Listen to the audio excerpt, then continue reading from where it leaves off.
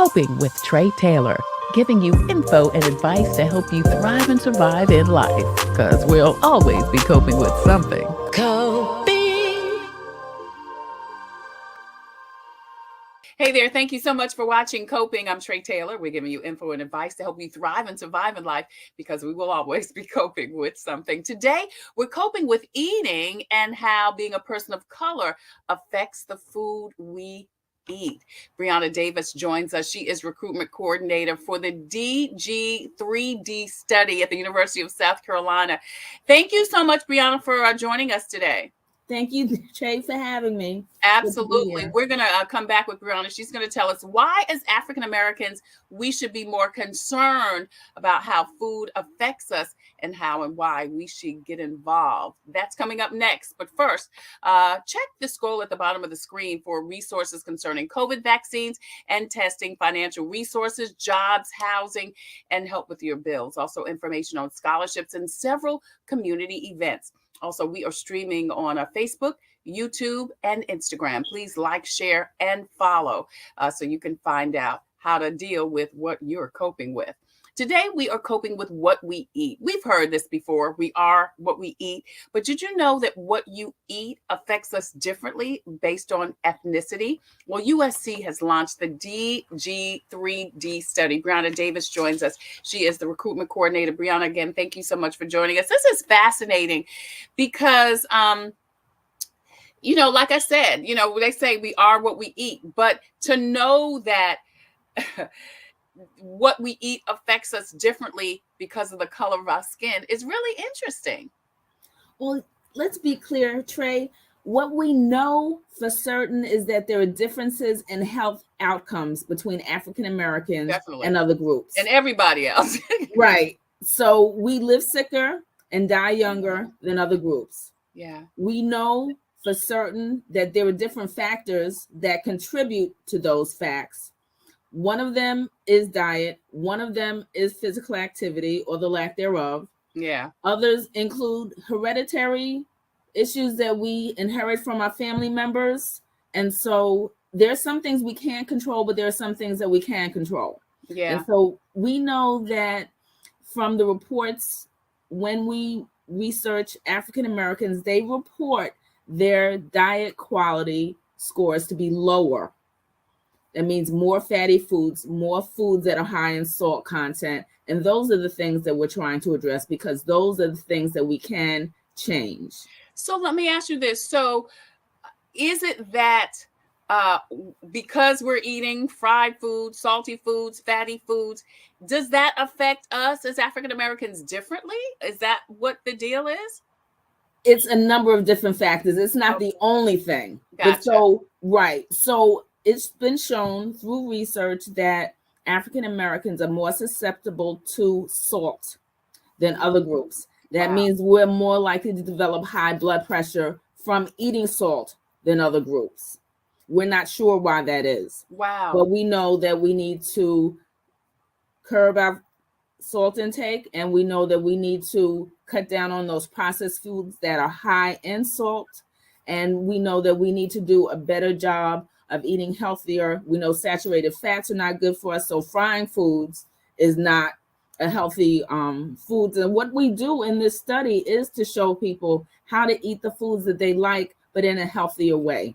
And it's very important because it's easier to change smaller habits than it is to change a whole culture of habits. And so that's one of the things that we focus on in our study, the DG3D study, is to make sure that the guidance that we give our participants is culturally relevant, that it's appropriate to the foods that they're used to eating, the foods that they enjoy eating, and the foods that they've been used to eating for all of their lives. Right.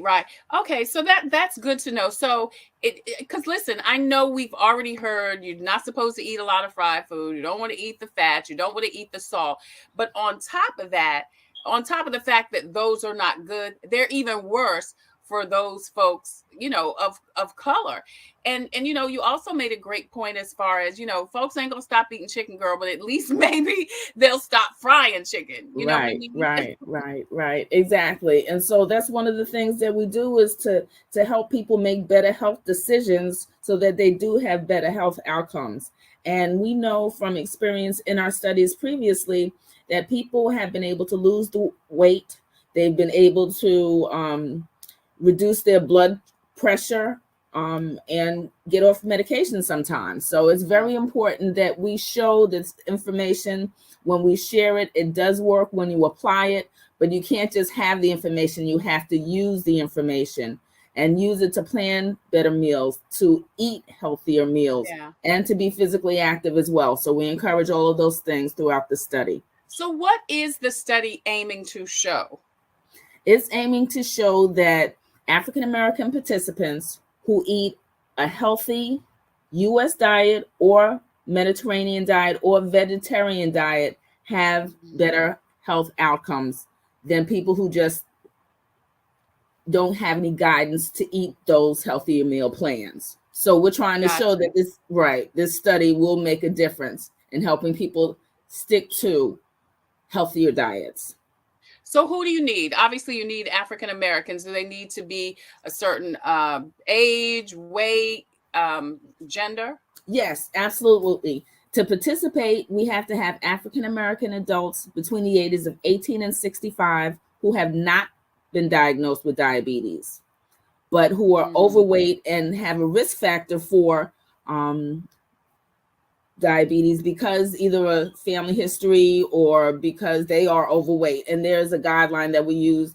It's called a BMI, a body mass index, that we use to measure how overweight a person is. And so that's something that is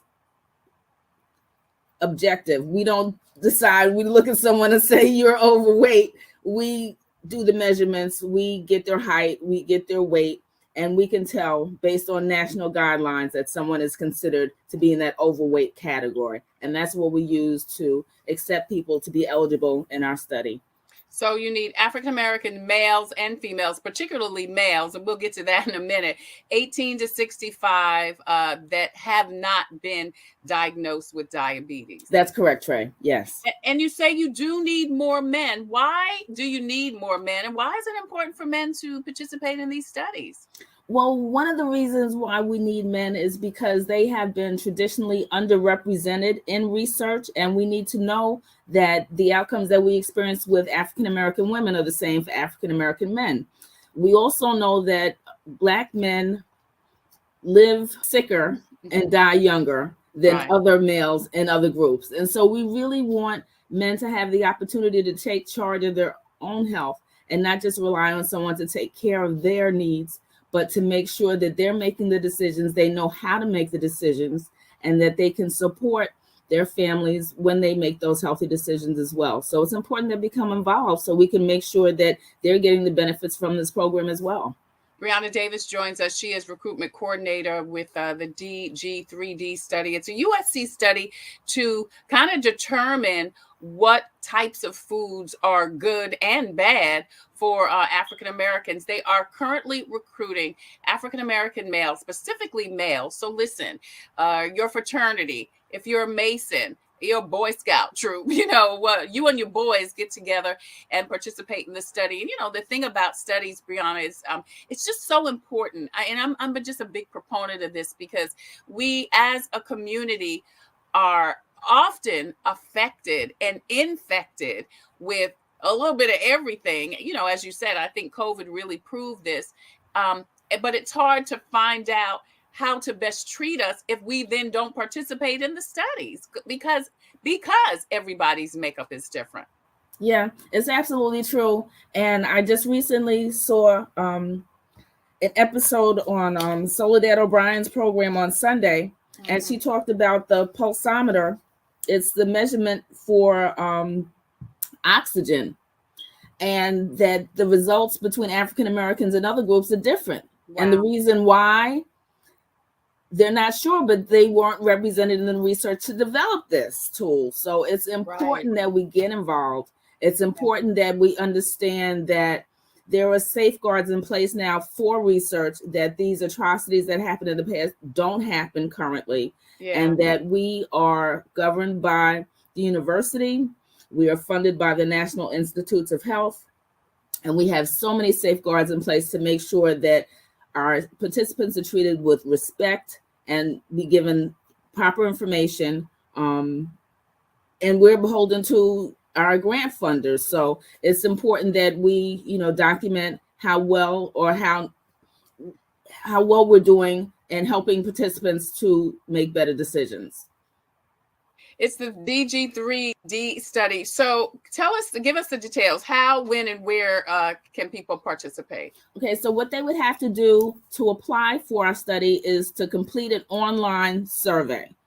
They can do that on our website at DG3D.org. That's diet guideline, the number 3, another diet.org. And they go to our website under the participate tab. They can click there for the eligibility criteria so they know that they are eligible. They can go down the list and make sure that they are eligible, and there's a place to click to complete the online survey.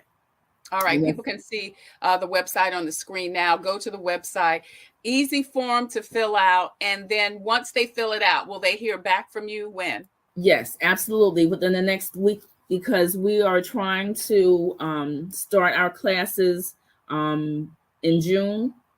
Once they complete the online survey, we'll get a follow-up call to them to make sure that the information we have is correct.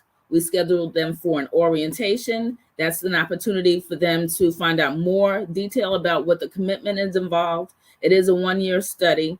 And during the orientation, they have the opportunity to ask questions and hear from other people who are interested in participating as well, and maybe share some of their support. So after the orientation, then we do the assessments, which is the measurements, to see where everyone is starting from.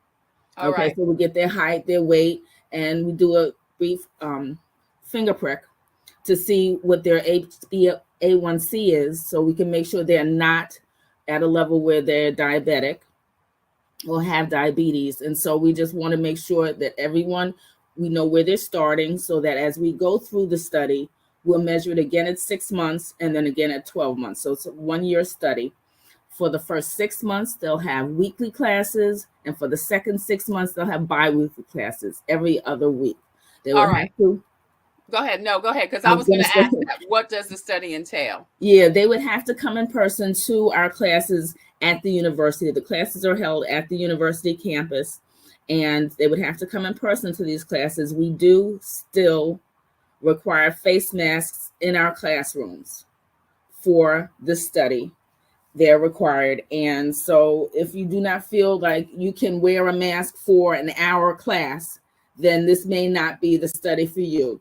Mm-hmm. It's very important that we're still taking those precautions. We're still protecting our people and making sure that because they want to do something better, that they're putting themselves at risk. Because the thing about COVID is, you may not know that you have it and are spreading it already. You may not feel sick yet, but are still spreading it. So it's important that we still take those precautions and we make sure that everyone who attends wears a mask for that reason. So they've got to come to classes once a week or twice a week throughout the year. And is there something that they have to eat? I mean, what does the study entail? What will they have to do during this year in addition to coming to classes? Yeah, once we make the determination that they're eligible, they meet the criteria, they make the commitment, we randomly assign each participant to one of the 3 diet groups. Okay. And the 3 diet groups are the Healthy US, the Mediterranean, and the Vegetarian.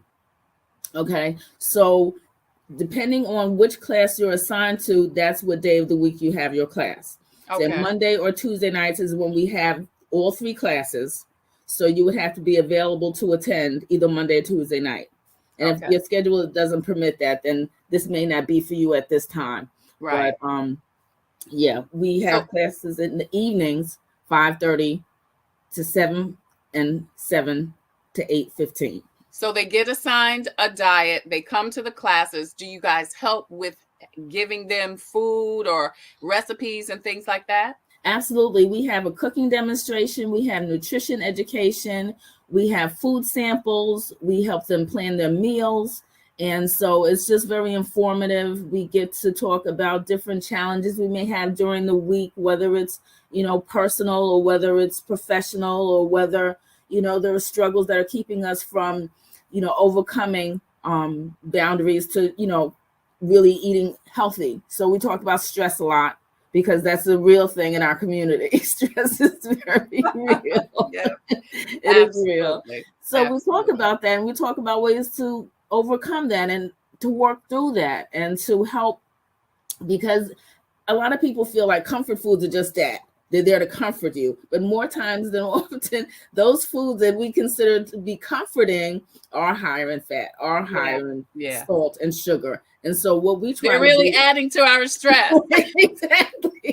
Exactly, Trey. So you get the point. It's a vicious cycle. So we're trying to help break that cycle and to give some alternatives, some healthier snacks, some healthy ways of cooking foods, regardless of your the struggles that we all have to face every day. Yeah. We're always coping with something, girl. That's what this show is all about. It's the DG3D study to determine what foods are best and not so good for us as African Americans. Briana Davis is the recruitment coordinator. You can see her information on the screen, how you can be involved in the study. Any African American males specifically, or females, but they really have a need for African American males 18 through 65 are invited to participate. It's a year commitment, but you get so much. Not only get to know that you are helping yourself and your community, but there's so many additional perks. Hey, Briana, thank you so much for joining us. Good luck to you with the study. We're going to continue to push this out so that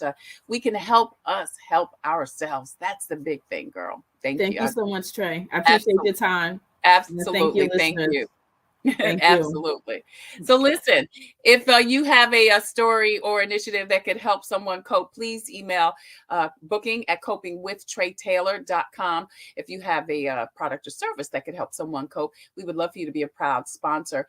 Email copingwithtreitailor@gmail.com. SCDHEC, the Fifth Circuit Solicitor's Office, Davis Financial Services, Computers Unique, Dutch Square Mall, Black Pages, Black Expo, the Comet Bus System, all of those are sponsors of Coping with Tre Tailor. Coming up, your inspirational moment. Computers, they're a part of our everyday lives. But when they're not working, they're an everyday problem. So call Computers Unique, your everyday solution. 803-351-5821. Is your computer running slow? Won't turn on? Do you need a screen replaced? Or maybe you just need another computer? Well, Computers Unique is your one-stop shop for all your computer needs. They have a wide variety of new and pre-owned PCs, Macs, and tablets. So call Computers Unique, Dutch Square Mall. 803-351-5821. 803-351-5821. I'm Tre Tailor, and we say we're always coping with something, but the good thing is God is with us always. Here's the devotion for today. Continue on this path with me, enjoying my presence, even in adversity. I am always with you. I'm also alongside you. I'm one who stays close and never lets go of your hand.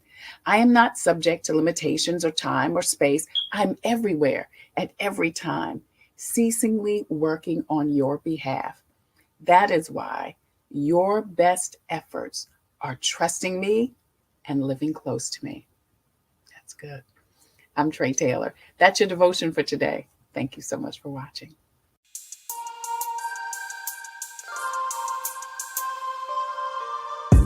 Coping, find peace of mind to survive through whatever. Coping, learning the way that we thrive all together. Coping, finding out what's real. Coping, we can heal, we can heal, we can heal.